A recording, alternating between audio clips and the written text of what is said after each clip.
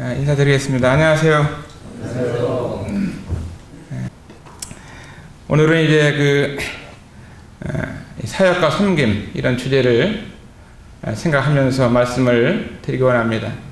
그러면서 그 앞에 세 글자를 덧붙였는데 위대한 이 사역과 위대한 섬김이 우리에게 주님께서 말씀해 주셨는데 이런 그 위대한 이 사역과 섬김에 대해서 말씀을 함께 나누기 원합니다. 먼저 하나님 말씀은 사도행전 20장 7절부터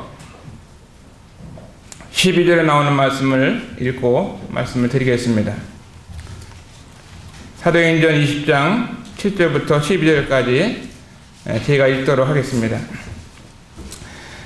안식 후 첫날에 우리가 떡을 때려 하여 모였더니 바울이 이튿날 떠나고자 하여 저희에게 강론할세 말을 밤중까지 계속하매 우리의 모인 위타락에 등불이 많이 켰는데 유독으로 하는 청년이 창에 걸터 앉았다가 깊이 졸더니 바울이 강론하기를 더 오래 하매 졸음을 이기지 못하여 3층 누에서 떨어지거늘 일으켜 보니 죽었는지라. 바울이 내려가서 그 위에 엎드려 그 몸을 안고 말하되 떠들지 말라. 생명이 저에게 있다 하고 올라가 떡을 떼어 먹고 오랫동안 곧 날이 새기까지 이야기하고 떠나니라. 사람들이 탈환한 아이를 데리고 와서 위로를 적지 않게 받았더라. 이 말씀 생각하면서 위대한 사역과 섬김에 대해서 12가지를 이렇게 생각을 해보게 되었습니다. 여기 나오는 이 드로아의 청년 유도고에 대해서 나오는 기사인데 하나님 말씀을 듣다가 창가에 떨어져 죽은 이와 같은 이야기입니다. 유도고라고 하는 이 뜻을 보면서 행운하다 하는 이런 뜻을 담고 있습니다. 어떻게 보면은 제가 이 땅에 태어나서 행운아의 삶을 살고 있는지 모르겠습니다. 제 고향이 경기도 용인 남사면 원암리 외미가 제 고향인데 시골이고 농촌입니다. 저희 아버님께서 이제 그곳에서 농사일을 하셨는데 그때만 해도 전기도 들어오지 않는 이제 시골 농촌이었고 하늘에서 비가 내려야 농사를 지을 수 있는 이런 그 농촌에서 어린 시절을 자라게 됐습니다. 제가 이제 사남매 가운데 장남으로 태어났는데요. 아버지와 함께 사랑을 받으면서 어린 시절을 많이 추억 가운데 지내야 되는데 아버님께서 일찍 8살 되었을, 제가 8살 되었을 때 저희 아버님이 33살이셨습니다. 근데 아버님께서 이제 남촌에 있는 그 냇가에서 철렵을 하고 고기를 잡고 또 미군차가 오는데 미군차를 이렇게 올라타시다가 사고를 당하셔서 그 자리에서 돌아가셨어요. 제가 아버지에 대한 추억을 보면은 겨울철에 아버님께서 고구마를 하룻불에다가 구워서 그것을 까서 주면서 저하고 아버지하고 둘이 앉아가지고 고구마 하나 까준 이 기억이 아버지에 대한 생각이 이제 나는 것이 그 생각이 납니다. 그걸 보면서 저희 아버님께서 많이 저를 사랑하시고 겨울밤 고구마를 그 군 고구마 지금 또 귀한데 그때도 귀했겠죠. 그것을 구워서 주는 걸 보면서 아버지의 사랑을 많이 받고 자란 이 아들이다 하는 것을 보면서 가정에서도 위로 이제 누님을 낳고 두 번째 저를 낳게 됐는데 누님을 낳았을 때는 대접을 많이 못 받으셨어요. 맨 처음에 결혼해서 저희 어머님께서 아들을 낳아야 되는데 딸을 낳았다고 해서 이렇게 많이 시골 사람들이 대접을 못한 것 같아요. 그런데 두 번째도 딸을 낳으면은 저희 어머니를 이제 뭐 다시 시집 오는데 다시 쫓아낸다고 이렇게 했는데 하나님의 은혜로 두 번째 아들이 난 거예요. 제가 이제 그러면서 그날 저녁에 아버님의 친구들을 부르고 또 저희 손님들이 많이 오셨었는데 잔치를 할 정도로 저들을 낳고 나서 아버님 좋아하셨다는 얘기를 들었습니다. 어떻게 보면은 행운하죠. 하나님의 섭리 가운데 이 땅에 태어날 때 사랑을 받으면서 태어난, 부모님의 사랑을 받았지만 하나님의 사랑을 많이 받고 자란 이런 것들을 기억하면서 감사를 드리고, 특별히 할머니 밑에서 이제 자랐습니다. 할머니께서 큰아들이 이제 먼저 이 세상을 떠나다 보니까 어머니께서는 서울에서 이제 돈을 벌으셔야 됐고, 할머니께서 이제 손녀들을 키웠어요. 굉장히 우애하면서 키우셨고, 또 먹을 것이 있으면 어디 가든지 꼭 싸서 가져오면서 할머니 사랑을 받은 기억이 나고 있습니다. 제가 이제 저만의 행운아가 아니라 이 자리에 계시는 모든 일꾼들이 가정에서부터 사랑을 받으셨을 것이고, 또 주님을 믿고 난 다음에 바로 이 주님을 위해서 주님의 몸된 이 교회와 복음을 증거하는 이러한 그 부름을 입고 사역을 하시면서, 이것이 아무나 이렇게 하나님께서 선택하시는 일이 아님에도 불구하고 하나님의 은혜와 축복 가운데 이런 그 주님을 섬길 수 있는 이 일을 한다고 하는 것은 정말 특별히 행운하다 하는 것을 이 생각을 하게 됩니다. 정말 주님이 부르시고 주님의 일을 한다고 하는 것은 얼마나 가치 있는 일인가 하는 것을 보게 됩니다. 주님 안에서 구원받고 주님이 피로 값주고 사신 이 교회를 섬기고 하나님의 말씀을 증거하는, 이것이 아무나 할 수 있는 일이 아닌데 하나님이 특별하신 은혜와 도움을 통해서 이렇게 기쁨으로 주님을 섬길 수 있는 것이 일꾼들에게 큰 복이라고 생각이 됩니다. 첫 번째, 이 말씀을 보면서 안식구 첫날에 우리가 떡을 떼려 하여 모였다 하는 말씀을 보면서 우리 주님을 예배하기 위해서 모이는 그 모임이 예배 드리기 위해서 모이는 것이잖아요. 그 얼마나 위대한 예배인가.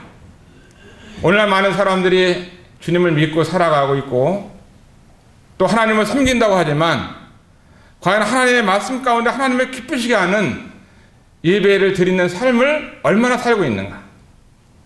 근데 우리에게 하나님의 말씀을 가르쳐 주시고 믿음의 선진들을 잘 만나게 하시고 사시고 참되신 이 하나님을 정말 모일 때마다 우리가 그분을 기억하면서 그분의 몸을 기억하는 떡을 떼며 잔을 나누면서 주님을 예배하기 위해서 모인다고 하는 것 자체가 얼마나 놀라운 축복인가 하는 것을 보게 됩니다.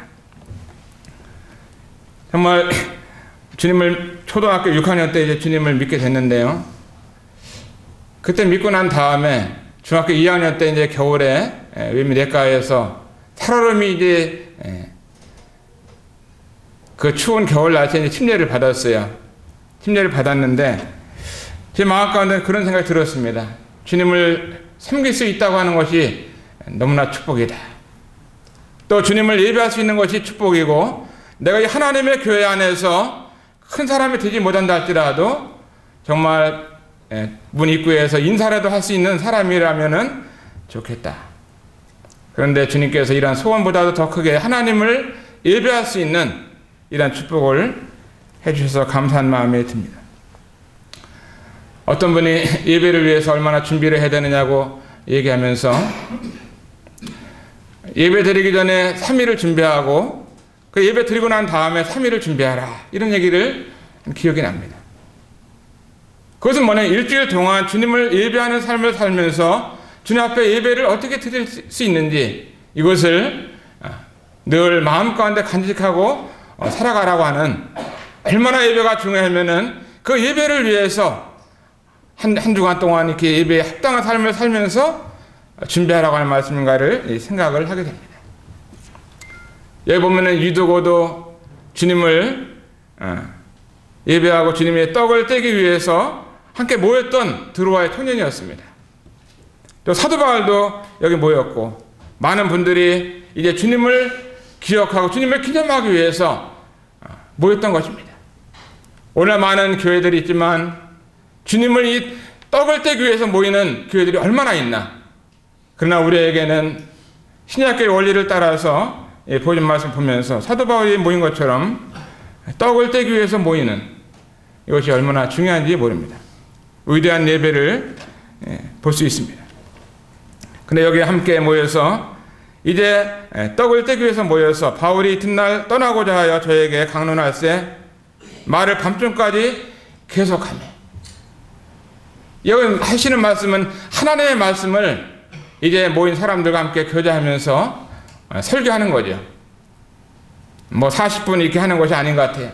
밤중까지 계속 말씀을 했습니다. 이걸 보면서 두 번째로 위대한 설교에 대해서 이 생각이 나더라고요. 얼마나 위대한 설교인가요? 사도 바울이 설교하는 이 시간이 정말 위대한 설교지요. 사도 바울은 이 드로의 청년뿐 아니라 모인 사람들이 함께 3층에서 다락방에서 모여서 이제 하나님의 말씀을 듣는데 위대한 그분, 정말 사도 바울의 설교를 들을 수 있는 축복을 얻고 있습니다. 또한 사도 바울뿐만이 밤중까지 말씀을 계속하는 것이 아니라 저나 여러 성도님들께서 하나님의 말씀을 증거하는, 설교할 수 있는, 말씀을 나눌 수 있다고 하는 이 축복은 놀라운 이 사역과 섬김이다, 이렇게 말씀을 드리고 싶습니다. 많은 사람들이 하나님의 말씀을 나누는 사람들보다는 다른 것에 관심이 많이 있습니다. 뭐 돈 버는 일에 있어서 관심이 있을 수 있고, 또 진급하는 일에 있어서 관심이 많을 수 있고, 여러 가지 다른 분야에 대해서 말씀을 많이 할 수 있지만, 사도 바울이 여기서 나오는 말씀 보면은 밤중까지 말씀을 계속 하고 있는 위대한 이 사역과 섬김을 하고 있습니다. 우리의 삶을 하나님이 축복하시게 되면 정말 우리들도 늦은 밤이라 할지라도 하나님의 말씀을 나누고 또 복음을 증거하고 말씀을 가르치는 이 사역과 섬김이라고 하면은 이것이 얼마나 놀라운 삶인가 하는 것을 보게 됩니다. 세 번째는 위대한 인내에 대해서 이렇게 생각을 해보게 됐습니다. 그 인내라고 하는 것이 밤중까지 계속 했다고 하는 겁니다. 말씀을 증거하는 사람도 인내가 없으면 힘든 것이고, 또 말씀을 듣는 사람들도 인내가 없으면 하나님 말씀 듣기가 힘들 텐데 계속하는 하나님 말씀을 들으면서 인내했던 것을 보게 되죠.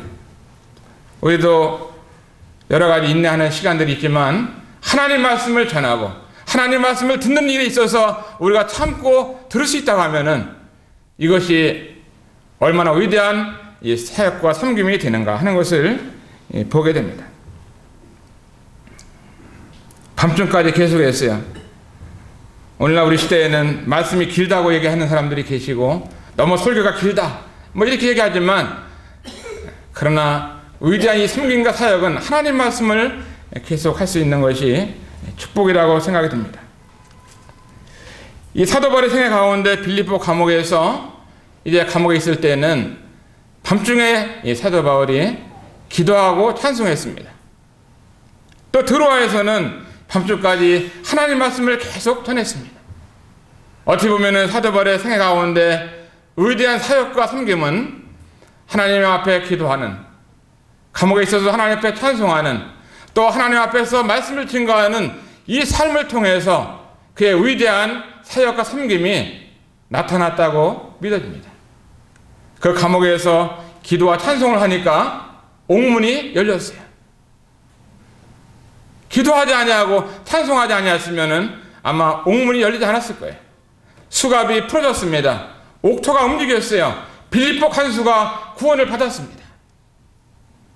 저는 이 사실을 보면서 위대한 섬김과 이 사역 가운데는 기도와 이 찬송과 하나님의 말씀이 있다, 이렇게 생각이 되어집니다.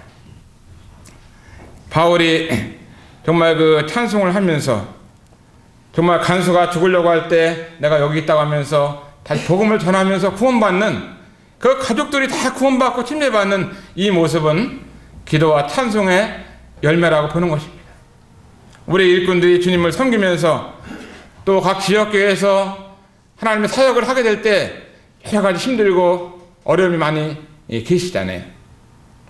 전심으로 주님을 섬기시고 온 모든 시간을 내서 주님을 섬길 때 얼마나 힘드시고 또 어려우신가 하는 것을 생각하게 됩니다. 그러나 그런 시간 가운데서 기도하는 시간과 하나님 앞에 찬송하는 시간과 말씀의 시간이 계시기 때문에 오늘날까지 어려운 사역의 길을 잘 감당하신다고 믿고 있는 것입니다. 김철현 이제는 뭐 특별한 어려움이 없지 않나 이렇게 생각하시는 분도 있으실 거예요. 그러나 저에게도 보면은 말을 안 해서 그렇지 힘든 것이 많이 있지요. 자식 9명 기르는 것도 쉬운 게 아니잖아요. 어머니 모시고 살면서 또 아내와 함께 살고 아내 한 명 데리고 사는 것도 보통 쉬운 게 아니잖아요. 그죠? 솔로몬 같은 경우는 1000명의 아내가 있으니까 문제가 많았겠지만 한 명 데리고 산다 해서 뭐 문제가 없는 게 아니라 쉬운 게 아니에요. 그런데 우리 일하시는 여러 일꾼들을 보면은 더 큰 어려움이 있으시지만 주님 앞에 기도와 찬송과 하나님 말씀을 의지하면서 지금까지 걸어오신 이 길을 하나님이 축복해 주시기를 바라는 마음이 있습니다. 네 번째로 위대한 조명에 대해서 이렇게 말씀을 드리고 싶은데요. 8절에 나오는 말씀을 보면은 우리의 모인 윗다락에 등불을 많이 켰는데 등불을 많이 켰습니다. 분위기를 환하게 했다고 하는 것이죠. 그때만 해도 등불이라고 하면은 기름을 녹아가지고 심지를 넣어서 끓음이 많이 나오겠죠. 등불을 많이 켜니까 오늘날처럼 전구라든가 LED 전구나 이런 것이 아니고 등불을 여기저기 켜야 되니까 하나님 말씀을 봐야 되니까 등불을 많이 켰습니다. 하나님 말씀을 증거하는 일에 있어서 이렇게 좋은 환경으로 환하게 했다고 하는 것에 대해서 감사한 생각이 듭니다. 어떤 회사에서는 이런 광고를 합니다. 지난날 100년을 에디슨이 온 세상을 밝혔다면 앞으로 1000년은 LED가 세상을 밝힌다. 이런 광고를 하고 있어요. 어떤 회사냐면 LED를 만드는 회사에서 그렇게 광고를 합니다. 저희 교회에서도 또 저희 집이나 저희 사무실에서도 LED로 이렇게 많이 바꿨어요. 피곤하지 않고 전기값도 싸고 또 환하고 한번 바꾸면은 아주 오랫동안 쓸 수 있고 또 전기값도 10배는 싸고 여간 LED로 바꿨는데 사도 바울이 이때 당시 LED가 나왔다면은 등잔불 안 켜고 LED를 아마 다 바꿨을 거예요. 그 분위기를 하나님 말씀을 듣기 위해서 이렇게 환하게 했던 것을 보면서 오늘날 우리에게도 이 교회 가운데 하나님 말씀을 보기 위해서 이 분위기를 잘 조명한다고 하는 것이 얼마나 큰 축복인가 하는 것을 생각을 하게 됩니다. 다섯 번째 제가 말씀드리고 싶은 것은 위대한 청년에 대해서 말씀을 드리기 원합니다. 9절에 나오는 말씀을 보면은 유도고라 하는 청년이 창에 걸터 앉았다가 깊이 졸더니 여기 보면은 위대한 청년이죠. 왜 위대하냐면은 그 유도고라는 두라의 청년은 하나님 앞에 나왔다고 하는 것입니다. 또 하나님의 말씀을 기억하면서 예배드리기 위해서 떡을 떼기 위해서 나온 청년이었어요. 그 유도고의 청년이 좋은 직업이 아니었습니다. 아마 다른 집에서 종살이하는 종의 위치에 있는 사람이었을 거예요. 2000년 전에 많은 그리스도인들의 삶이라고 하는 것은 그 신분이 아주 낮은 노예 신분과 종의 신분을 가지고 하나님을 섬겼던 것입니다.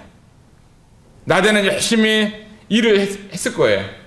그러다 보니까 저녁에 교회를 모이게 됐는데 나와서 이 청년이 교회를 나왔다고 하는 거 위대한 청년이죠.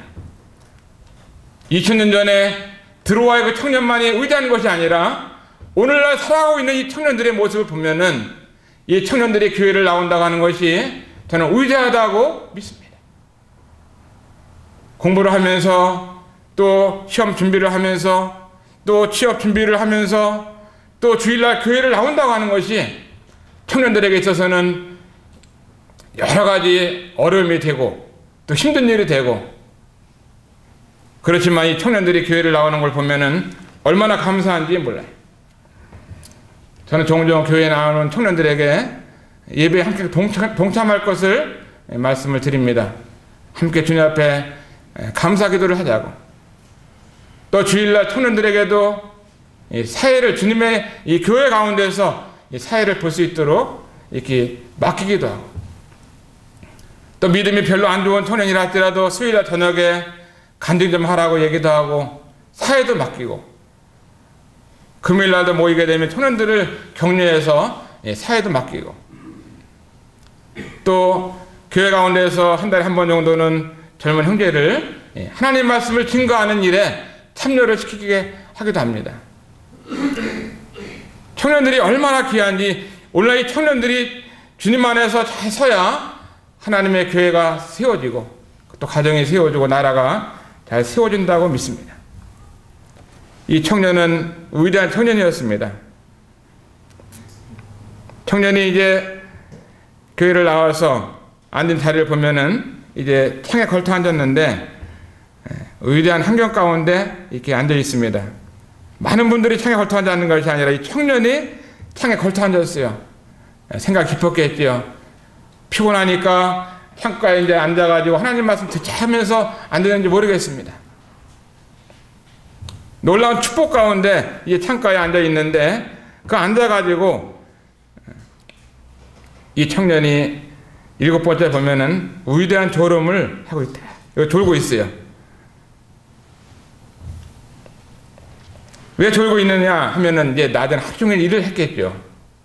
또 얼마나 많이 피곤했겠어요. 또 등불을 많이 켰기 때문에 끄름도 많이 났을 것이고, 또 사도 바울이 일어나서 뭐 왔다 갔다 하면서 이렇게 뭐 졸지 않게 설교하는 것이 아니라 조곤조곤 앉아서 했는지도 모르겠어요. 설교하다가 5분 안에 설교하는 사람이 5분 안에 설교하는데 존다 하면은 설교자 책임이 아니라 그러더라고요. 그런데 여기 보면은 사도 바울이 설교하는데 졸고 있었다.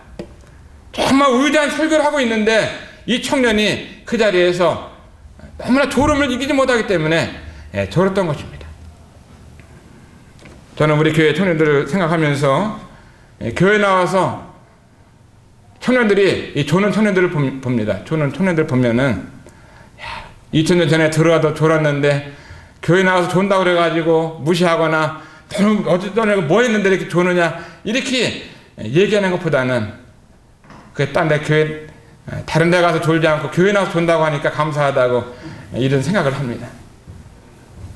언젠가 몇 년 전인데 어떤 청년이 교회를 나왔어요.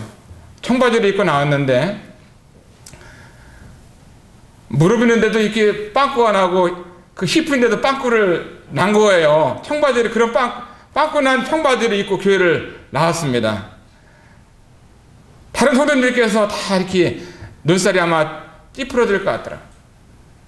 저는 근데 그 청년이 그 빵꾸 난 청바지라도 입고 교회 나온 것이 얼마나 감사한지, 교회 안 나올 수도 있는데 그거라도 입고 교회 나왔다는 것에 대해서 감사하더라고요.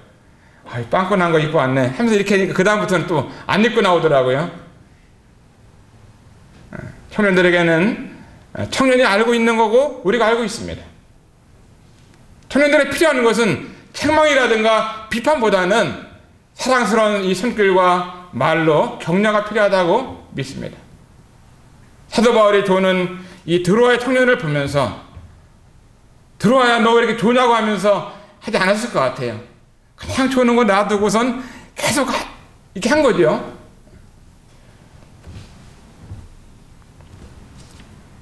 사도 바울이 설교할 때 졸았다. 근데 제가 설교할 때는 하나도 안 조네요. 그 위대하신 설교가가 설교하는데 드로아가 얼마나 피곤했으면 졸았겠어요. 제 마음 가운데 주님의 위대한 사역을 하고 주님을 섬기는 일에 있어서 교회에 나와서 어떠한 청년이, 어떠한 자매가 존다고 해서 그 청년을 너무나 지목하고 어떤 에게 뭐 했는데 조냐고 하면서 마음 가운데 다른 생각하지 마시고 사도 바울처럼 격려하시고 위로하시고 섬기시는 이 같은 삶이 청년들에게도 필요하다고 저는 생각을 하게 됩니다.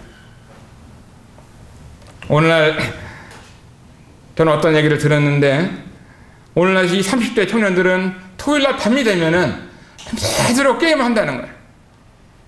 모임의 청년들인데도 게임을 그렇게 한대요. 잘 이해가 안 돼서 저희 시대나 저희 우시대나 여러 형님들께서는 이와 같은 일에 대해서 이해를 못할 수 있죠. 그러나 이 청년들을 보면은 스마트폰을 오래전부터 가지고 있다 보니까 이제 게임을 하는 청년들이 많이 있는 것입니다. 기도하면서 이 청년들에 대해서 격려하고 또 가르쳐가지고 정말 토요일날 밤에는 새들 하나님을 묵상하고 기도하고 찬송해야 되는 시간이라고 하면서 가르쳐주면서 너무 늦게 자면 안 된다고 하면서 등을 두들기면서 본인들이 다 알고 있는 거죠. 격려가 필요하고 또 가르침이 필요하다고 믿습니다. 8번째는 위대한 죽음에 대해서 한번 보겠습니다. 10절에 보면은 바울이 내려가서 그 위에 엎드려 그 몸을 안고 말하되 떠들지 말라, 생명이 저에게 있다 하고. 여기 보면은 이 9절 하반절에 보면은 들어와가 강론하기를 더 오래 하며 졸음을 이기지 못하여 3층 누에서 떨어지거늘 일으키보니 죽었는지라. 큰 문제죠. 하나님 말씀을 전하는데 그 3층 누에서 떨어져 가지고 다리가 부러진 것도 아니고 또 손이 부러진 것도 아니고 생명이 죽었어요. 문제고 심각한 문제예요. 하나님 말씀을 듣고 교회 나와서 말씀 듣다가 죽었다. 우리 교회에서도 어떤 이제 연로하신 모친님께서 교회를 주일마다 나오셨는데 나와서 하나님 앞에 예배를 드렸습니다. 그리고 애찬도 맛있게 애찬을 나누었어요. 그 다음에 이제 모친님들끼리 이제 둘러앉아서 소담도 커피도 마시고 피곤하다 하고 이렇게 잠깐 누워 있었는데 누우면서 돌아가신 거예요. 그 모친님의 마음간의 소원이 정말 하나님을 잘 섬기다가 자는 것처럼 주님 앞에 가고 싶다고 늘 기도하셨던 그런 모친님이셨습니다. 근데 이와 같은 마음의 소원과 기도를 그대로 이루어 주신 거죠. 고통 없이 교회 나와서 예배 드리고 애찬 나누고 또 자는 것처럼 잠깐 좀 누워야겠다고 하면서 하는데 주님께서 부르셔서 주님 앞에 가셨습니다. 그런 경우는 괜찮죠. 나이가 많으시니까 돌아갈 때가 됐으니까 괜찮은데, 그런데 여기 나오는 이 말씀을 보면은 청년이잖아요. 또 교회를 나왔고 또 하나님 앞에서 말씀을 듣다가 이제 돌아서 떨어져 죽었다. 이것이 그 가족들에게 얼마나 큰 충격이고 그 지역에 있는 이 사람들에게 얼마나 큰 충격이고 놀라는 일인지 모르겠어요. 이런 죽음이 있다고 할 때 아마 오늘날 인도원 교회에서 어떤 사람이 저 창가에서 앉아서 있다가 어떤 성도가 말씀을 전하는데 떨어 죽었다 하면은 인도원 경찰서에서 아마 조사를 나올 거예요. 어떻게 다 이렇게 사람이 죽었냐고 하면서 유리창에다가 안전만 장치를 해서 떨어지지 않게 해야 되는데 하면서 장로님들을 조사들 좀 받아야 될 일이 있으니까 경찰서 오라 이렇게 하면 어떻게 하겠어요? 여기 보면은 의단이 죽음에 대해서 생각을 하게 됩니다. 저는 이 드로아의 죽음만 생각하는 것이 아니라 우리를 위해서 그 하늘의 보좌를 뒤로 하시고 이 땅에 내려오셔서 저나 여러분들을 위해서 십자가 달려 돌아가신 주님의 죽음을 기억하게 됩니다. 아무런 죄가 없으신 주님께서 그 십자가 위에서 양손에 못을 박으시고 또 면류관을 가신 면류관을 쓰시고 또 창을 맞으시고 또한 양발에 샘못을 박으시면서 주님의 죽음은 어떠한 죽음이었는지 주님의 죽음을 생각할 때 너무나 감사한 마음이 들죠. 우리가 이 땅을 언젠가 떠나게 되면, 주님 믿지 않고 떠나게 되면 영원한 심판 가운데 거할 우리들을 살리기 위해서, 그 죄를 용서하기 위해서 주님께서 이 땅에 내려오셔서 저희들의 죄를 대신 짊어지시고 죽었다는 우리 주님의 위대한 죽음에 대해서도 생각이 나는 구절입니다. 많은 사람들은 죽음을 겁내고 있고 두려워하지만 주님의 죽음이 얼마나 위대한 죽음인지, 여기 드로아의 그 유도고 청년은 주님을 믿은 청년이라고 분별이 돼요.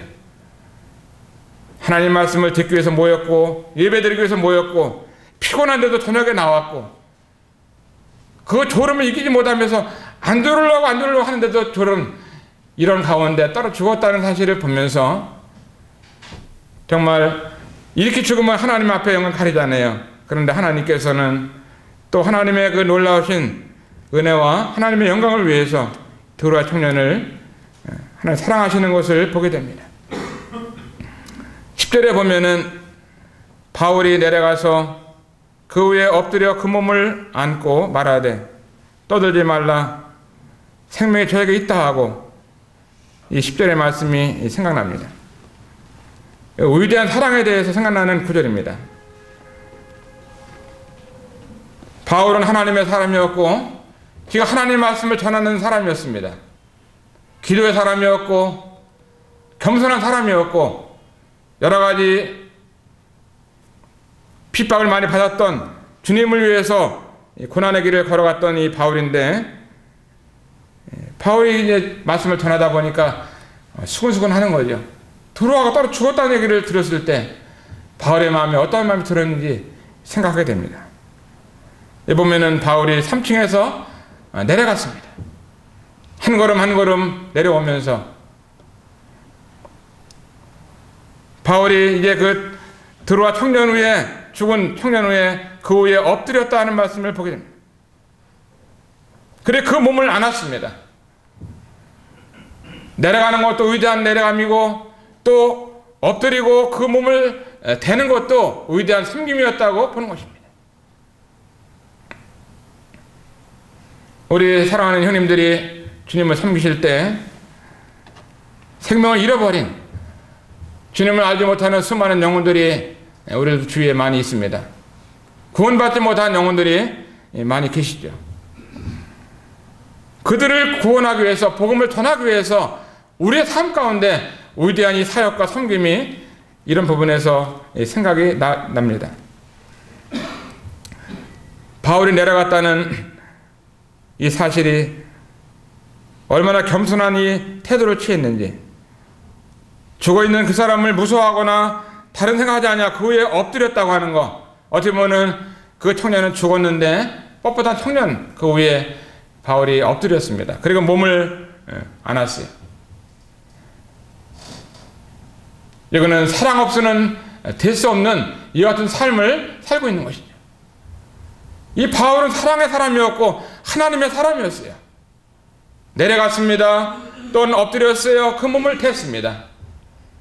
이걸 보면서 정말 우리 주님을 섬기고 영혼들을 섬기실 때 우리 마음 가운데 이와 같은 이 삶과 자세가 필요하다고 생각이 듭니다. 믿지 않는 사람들은 우리와 생각 다를 수 있죠. 그러나 그들을 섬기기 위해서, 복음을 전하기 위해서 우리가 내려가지 않으면 그들이 올라오기 어려운 것이죠. 위대한 사랑을 베풀면서 하나님의 사랑, 우리 주님의 사랑이 여기서도 나타나고 있습니다. 바울만 내려온 것이 아니라 우리 주님은 그 하늘 보좌를 뒤로 하시고 이 세상까지 내려오셔서 가장 가난한 가정에 태어나시고, 태어날 때부터 길거리에서 태어났는지 누울 때도 마을관에 누우시고, 자라면서도 가장 가난한 가정에서 목수의 일을 하면서 주님이 사셨던 생애를 기억하게 됩니다. 11번째 생각나는 것은 위대한 구원이다 하는 것을 말씀드리고 싶습니다. 11절에 보면은, 10절에 보면은 바울이 내려가서 그 위에 엎드려 그 몸을 안고 말하되 떠들지 말라, 생명이 저에 있다 하고, 그 유도구 위에 엎드린 이 모습을 보면서 그 몸을 안으면서 말하면서 떠들지 말라고 하면서 많은 사람들은 지금 두려움 가운데 정말 이 사람의 죽은 사실을 인해서 수근수근하는 이런 소리가 들리는 그와 같은 가운데 조용히 하면서 사도 바울은 그 영혼을 사랑하는 이 모습을 보게 됩니다. 희생적으로 섬기시는, 온몸으로 섬기시는 이 모습이야말로 위대한 이 섬김과 사역이 나타나고 있는 모습인 것을 보게 돼요. 제가 이제 시골에 자라면서 그때는 그런 것을 저는 느끼지 못했었는데 지금 이 생각해 보게 되면 그 외미에 영국에서 주님을 섬기셨던 콕 선교사님이 오셨어요.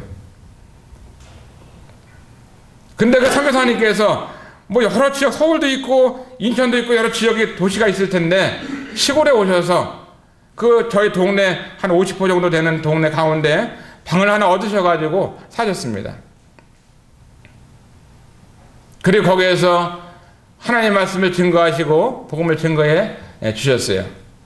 저희들도 그 집에서 이제 여러 번 놀러 가기도 하면서 또 영국에서 오는 구호품 같은 것들도 많이 받으면서 참 감사한 마음이 지금 생각해보면 보통 일이 아니다. 그때만 해도 시골에 전기도 들어오지 않는 그 지역에 모기도 많고 파리도 많은데 그 지역에 영국 신사가 오셔서 하나님의 복음을 전해 주었다고 하는 것입니다. 저는 이 사실을 지금 곰곰이 생각해 보게 되면 참 그 같은 분이 저희 동네에 들어오지 않았다면 제가 복음을 어떻게 들었겠어요. 또 지금은 주님 앞에 가셨지만 선명선생님께서 선교사님과 함께 10년 동안 그 외미에서 함께 저희들에게 하나님 말씀을 증거해 주셨어요. 저는 그때 이제 태권도를 배우고 싶어가지고 미군 부대에 있는 사범이 저희 동네에 오셔서 저녁마다 태권도를 그냥 무료로 가르쳐주고 있었어요. 그 태권도를 배우고 싶은 마음이 있어서 이제 교회를 저녁에 안 나가고 태권도를 배우고 있는데 어느 날 이제 설명선생님께서 그런 얘기 하더라고요. 아, 김철현이 요새는 왜 저녁 교회를 안 나오냐고 그러더라고요. 그 태권도 배우느라고 못 나갔습니다. 그때 그 선교사님께서 설명선생님께서 그런 말씀 하셨어요. 육체의 연습은 약간의 유익은 있는데 태권도 배우는 거 약간의 유익은 있는데 경건은 범사에 유익하다. 하나님 섬기는 것은 모든 면에서 유익하기 때문에 하나님이 이렇게 말씀했다고 하면서 얘기를 하더라고요. 그래서 제가 어린 나이지만 알겠습니다. 다음 주부터 저녁마다 교회를 나가겠습니다. 이렇게 얘기를 했어요. 딱 태권도 한 달 배우고 그만뒀어요. 아마 그때 계속 배웠다면은 지금 뭐 태권도 사범으로 해서 어디 도장 하나 찾아갖고 했을지 모르지만 경건한 삶, 하나님을 섬기는 삶이 저희 인생 가운데서 더 축복이라는 것을 생각하게 되었습니다. 그 12번째 위대한 교제와 위로다 이런 말씀을 가지고 말씀드리고 싶은 건데요.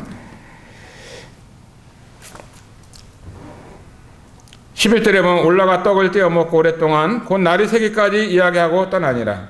사람들이 살아난 아이를 데리고 와서 위로를 적지 않게 받았더라. 드로아의 그 청년 유도고가 다시 살아났습니다.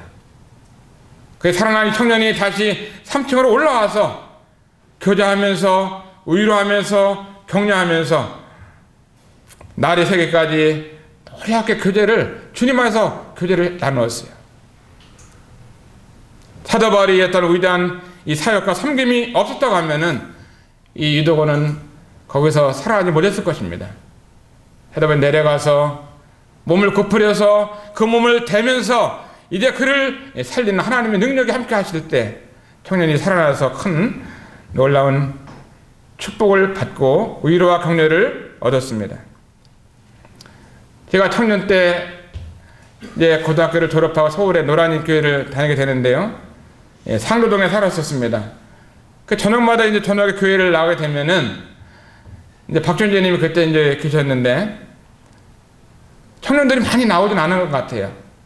그래 집회를 나와서 이제 집에 갈 때쯤 되면은요 박준재님이 등을 3번 정도 두들기는 것 같아요. 아, 촬영제 신실해. 저는 신실하지 않은데 그냥 신실하다고 그렇게 등을 두들기셨더라고요. 아, 그러면은 몸둘 바를 모르겠어요.